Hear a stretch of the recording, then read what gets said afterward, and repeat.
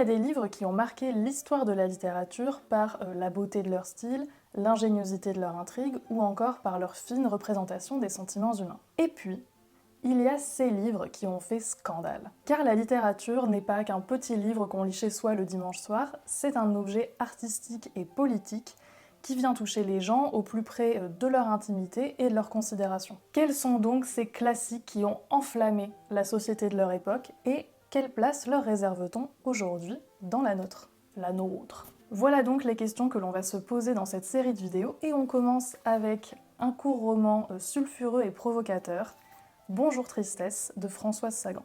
C'est l'histoire de Cécile, notre héroïne, de son père dont elle est très proche et d'Anne, une amie de son père qui incarne une certaine idée des bonnes manières et de la morale. Ce trio est en vacances dans le sud de la France avec Elsa, jeune amante du père dont il se sépare au cours du séjour pour entamer une relation avec Anne qui doit les mener jusqu'au mariage. Cécile en est bouleversée, elle voit son univers chamboulé et entreprend alors de tout mettre en œuvre pour les séparer.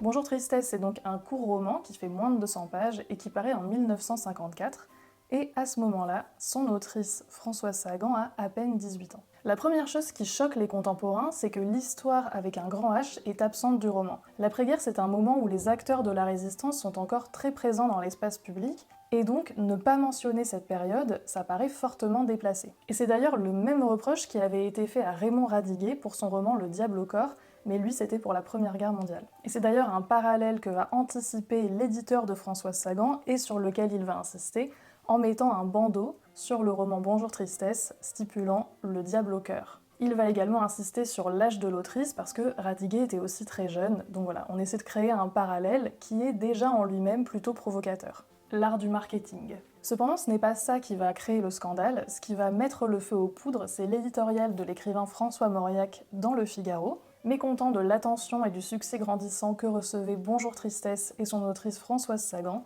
Mauriac dénonce le dévergondage de l'adolescence féminine, plaie d'une époque où les plaies ne se comptent plus. Il qualifie également Françoise Sagan, dans une formule restée célèbre, de charmant petit monstre.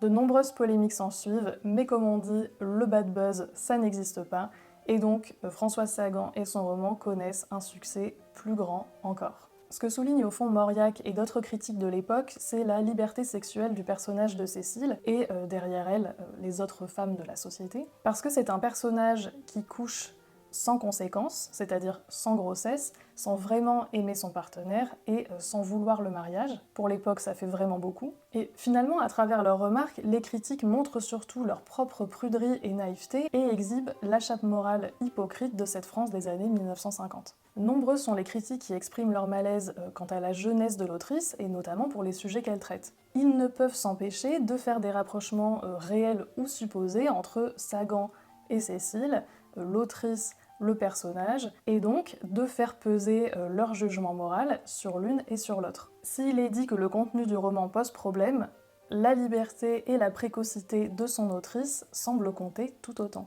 Ainsi, dans cette France de l'après-guerre, le roman de Sagan détonne et choque. Mais qu'en est-il aujourd'hui ?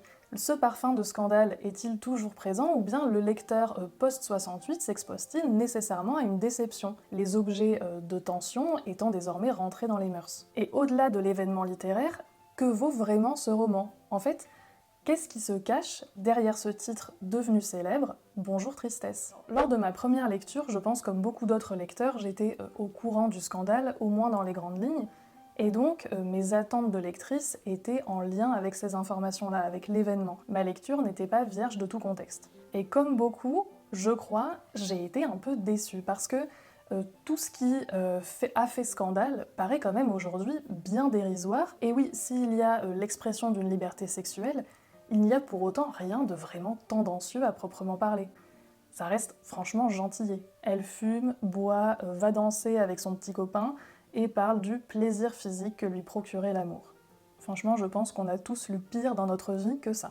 Si la jeune fille choque, c'est par son égoïsme, qu'elle applique d'ailleurs à tout le monde, hein, pas que à son amant, et qui pousse le roman dans une direction qui, elle, est vraiment scandaleuse. Alors, je ne vous dis pas laquelle parce que ce serait vraiment gâcher la surprise, mais il y a bien quelque chose qui choque dans Bonjour Tristesse. Et c'est amusant en soi de constater que ce qui est vraiment scandaleux dans le roman, et qui était déjà là en 1950, n'a pas du tout été relevé par les critiques, ou en tout cas par les critiques massives. Ce qui les a dérangés, c'est la liberté sexuelle d'une jeune femme, plutôt que l'autre événement qui, lui, est au cœur de l'intrigue et qui est franchement dérangeant. Au fond, ce qui dérange, c'est la justesse avec laquelle Françoise Sagan décrit l'adolescence, dans tout ce qu'elle a de paradoxal et de cruel.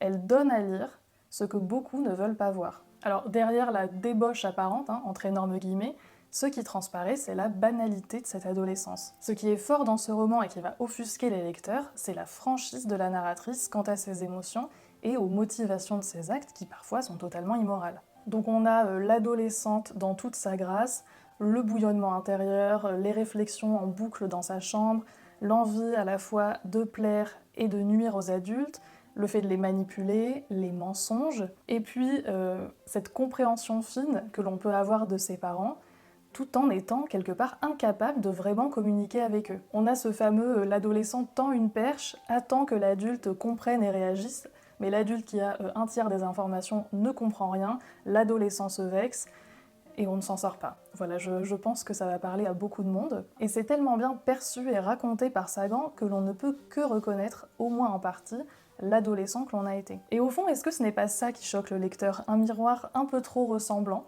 que l'on préférerait oublier pour soi, mais aussi, si l'on a des enfants, pour ne pas les voir tels qu'ils sont vraiment au fond d'eux. Sagan ne parle pas que de l'adolescente, mais met en scène les rapports parents-enfants qui sont aussi des rapports de force. Ici, la dynamique familiale est chamboulée. En effet, on passe d'un rapport horizontal père-fille, égalité, amitié entre les deux, à un rapport vertical parce que cette nouvelle compagne, Anne, se positionne, elle, comme une mère et pas comme une amie. Elle ne maintient plus Cécile dans l'insouciance et la légèreté, mais lui montre qu'elle a des enjeux réels dans sa vie et qu'elle va devoir y faire face. Cécile se retrouve donc à devoir répondre à une adulte sur des attentes qu'elle s'est fondées.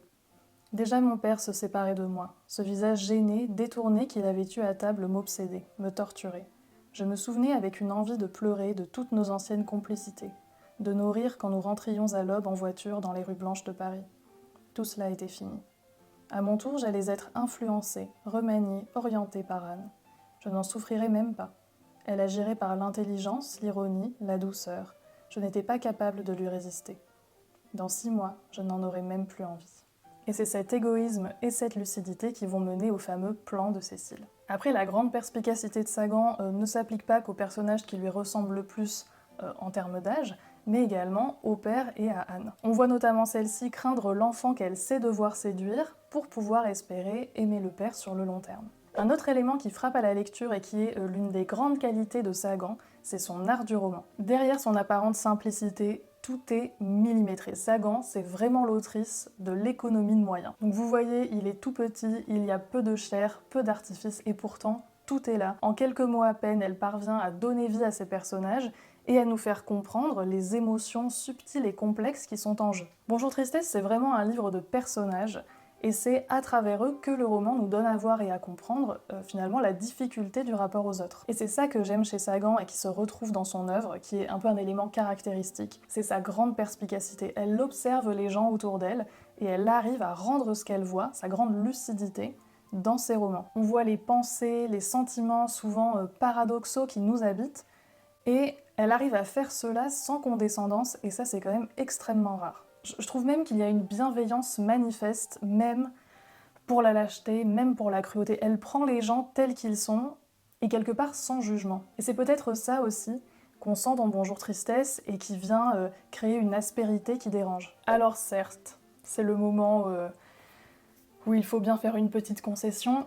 Bonjour Tristesse, ça peut paraître un peu daté. Parce qu'on est dans un environnement très privilégié, insouciant, sur la Côte d'Azur l'été. On est vraiment sur des gens qui n'ont pas d'enjeu dans leur vie. Et donc ça renvoie des images de l'époque, qu'elles soient du cinéma ou des archives, une espèce de France insouciante et heureuse, un peu comme ça, fantasmée et glamour. Donc on est dans un quotidien où les personnages vont à la plage, vont danser, se vouvoient et tout le monde fume. Alors ça a quelque chose d'envoûtant, mais aussi, il faut bien l'avouer, d'un peu hors sol et désuet. C'est donc au lecteur de choisir s'il se sent plutôt charmé ou irrité, les deux n'étant pas incompatibles, et c'est d'ailleurs une réflexion qui peut s'appliquer aux personnages et au reste du roman.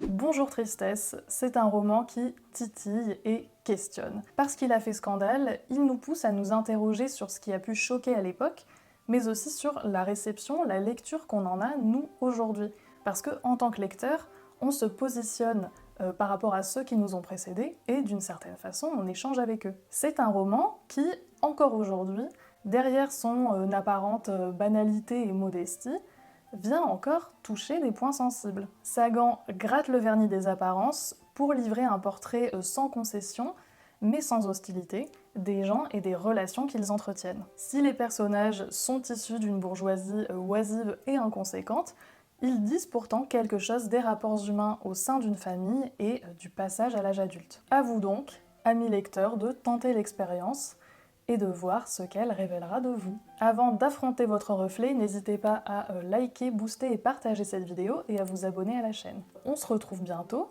salut!